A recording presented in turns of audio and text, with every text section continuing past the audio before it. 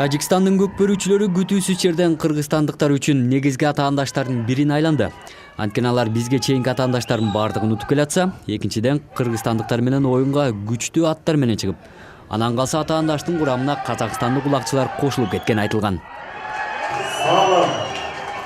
Ушундан улам кыргызстандык көкбөрүүчүлөр оюн башталар замат эсепти ачып койбостон аны бир нече эсеге көбөйтүп алуунун аракетин көрүп, ийгиликтүү ишке ашырды. Жыйынтыгында алгачкы 20 мүнөттүк 9-0 эсеби менен ишеничтүү аяктады.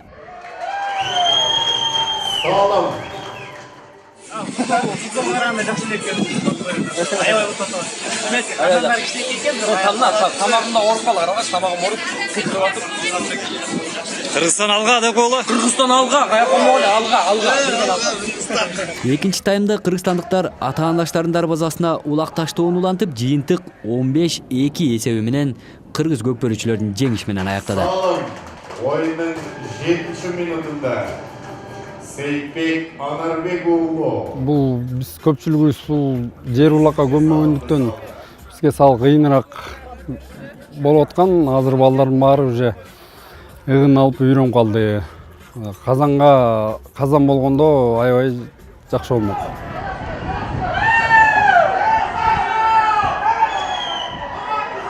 Тажиктердин үстүнөн жеңиш кыргыз улакчыларын өз тайпасында ишеничтүү биринчи орунга чыгарды.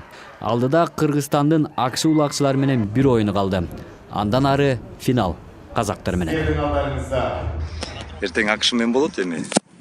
Эми АКШ менен чын айтканда бул ковбойлор, булар үчүн көбүнчө эле мындай айтканда экзотик аттар эле ойноп атышат. Негизи эле финал ошол уже көрүнүп калды, билинип калды. Баягы эле классикалык ситуация болот. Ким мыкты деген бул казак менен кыргыздын ортосунда таймаш. Азыр элдин баары ошого даярданып жатышат.